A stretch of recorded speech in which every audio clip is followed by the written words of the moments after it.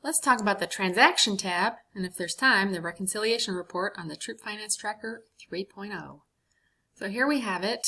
Something new, if you've used the previous ones, is this FAM column and the Notes for Families tab, but that'll come up when I talk about the Families tab. So for now, let's just look at this, and it's similar. It's set up to be similar to a checkbook register that hopefully some of us are still familiar with, although it's going the way of the dinosaur. And let's start our beginning balance. We started this file, our starting balance, on the 15th of the month, and we had $247, and there you can see our account balance, and right now it's the same as the cleared balance. But let's see what happens now. So we had a transaction where one of our camping coordinator, she booked the site for fall camp. So the site fee was in here, so I picked a category off the drop-down list, and remember those categories came from budget tab column B. And so here we go. Now it's telling me, it's giving me some instructions over here in the green field. I need to put in a date. It does not want to go without a date, and I'm going to use tab. Now it wants me to fill in description, payee, and check, but check is in parentheses. Check is not required, but in my case, I did write her a check, so I'm going to fill that in and use tab.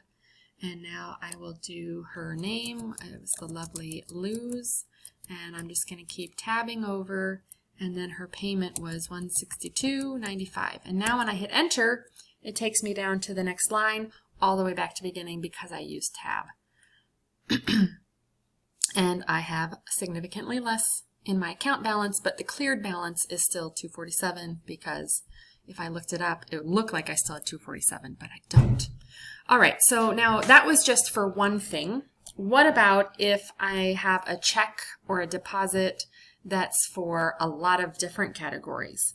So in that case, we're going to do a split. So for example, let's say we had our registration night, and I'm going to mark this as a deposit, and we'll just put in my bank. And so what I need to do for the category, since it's a whole bunch, I'm going to put a split category. And the total deposit amount was this. All right, so now what it's done, it started a split group 1, and it wants me to assign this much to more split categories. For example, some of it was for girl registration, and so I'm going to click that on the list, and again it wants the date and it's going to want the description, so I'm just going to copy and paste this, and now it's telling me type split into rec. So in order for it to understand that this is a subset of this split account, I have to put split in there, and then it gives me, see, split group, it's part of this one.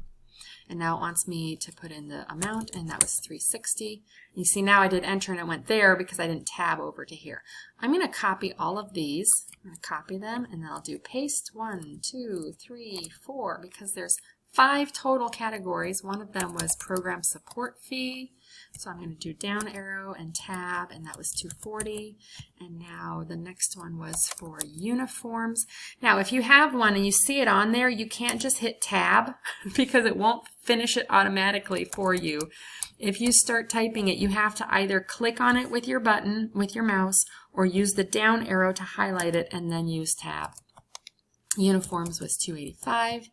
And then we also had handbooks, down arrow, tab, and that was $110. And now fall camp, that was $150, but I'm missing. There's $22 unaccounted for because somewhere my math is wrong. So, and sure enough, it's that extra handbook. Someone bought one right at the end and didn't make a right note of it, and there it is. So now it's all correct, and there's my split group. Everything is as it should be. So that's how you do splits. All right, now what about if you forgot a transaction? It was actually, you checked your bank account, and now you saw there was one for August 21st.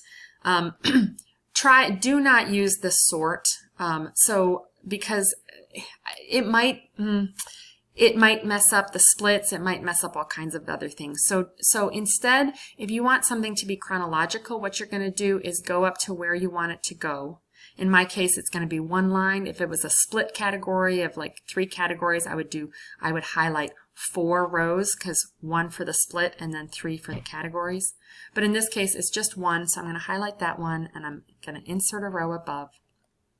And now here's my date, and this was an automatic deposit from our fundraiser. So here's my fundraiser number 2, and this was a deposit for $37.50.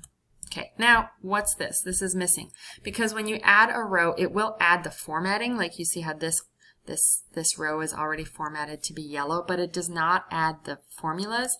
And you can copy formulas from any of these rows. So I'm going to take this one. I'm going to do Control C to copy.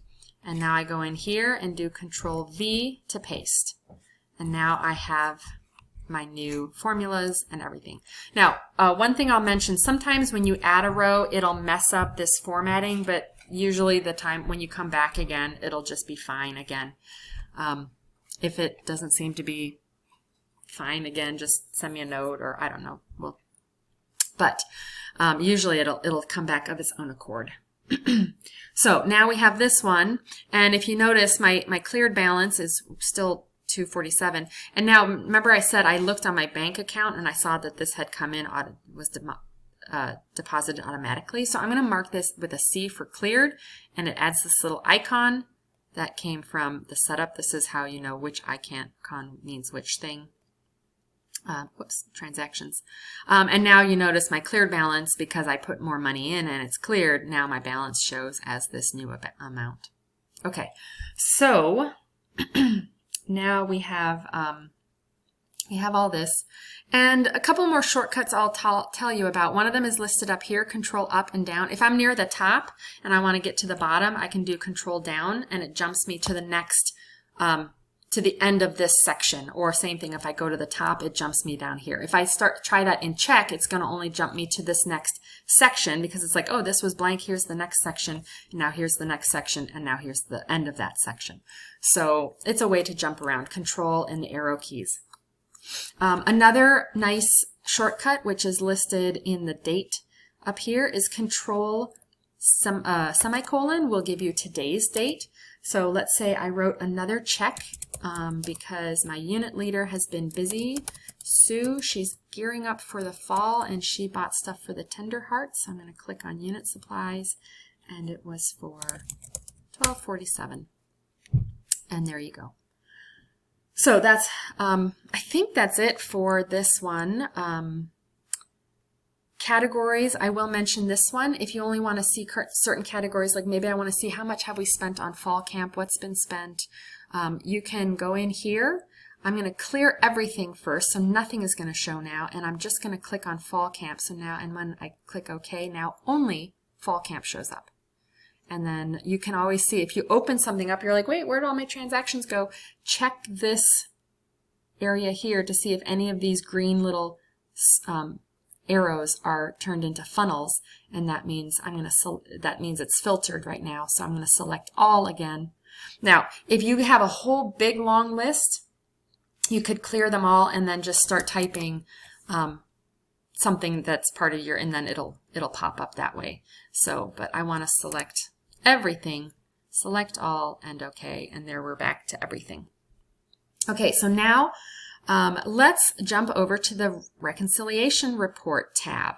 And this is every month when you get your bank statement, you want to make sure that you're not losing track of any transactions, that everything in your bank statement matches what's in your online reports, or maybe you get a report from your charter if they do some of the banking for you. You want to make sure that everything is still matching up right. So we get our statement, we're going to put in our statement date, the starting date, the ending date, and what it's done now is taken all the transactions that fall within that date range and put them here, including the splits. And then over here in this list is anything that's outstanding that's not been reconciled yet in the past. Now, one more value I need to enter is my ending statement date. So I put that in, and it tells me I am not yet reconciled. So it's asking me, are there any transactions that are on your statement but maybe not in the TFT yet?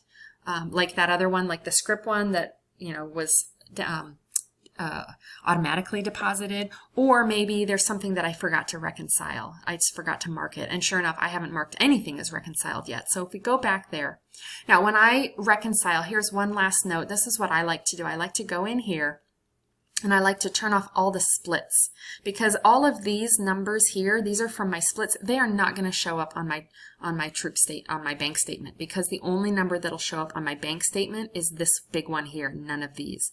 So I want to get rid of those. And if I've reconciled in the past and there's any R's, you could turn off the R's as well. Just uncheck them, because now you'll only see things that you need to look for on your statement to reconcile them. And the things that I have to reconcile are this one here, this shows up, and then this deposit. So clearly Luz and, well, Sue, it wouldn't be on there because it's in September, but Luz has not deposited her check yet. So I might send her a quick email and say, hey, get on that, why don't you? And now when I go back, sure enough, now it's all reconciled. If it still wasn't reconciled, then I would want to make sure, did I forget anything else? Are these numbers correct? Etc. And you want this little green, not the red. Red is bad in this case. Green is good. And now at this in this point, you're not really done yet. I mean, you've reconciled, but if you want a copy of this so that you can look back and see, okay, now I'm in a big mess. When was the last time it was good?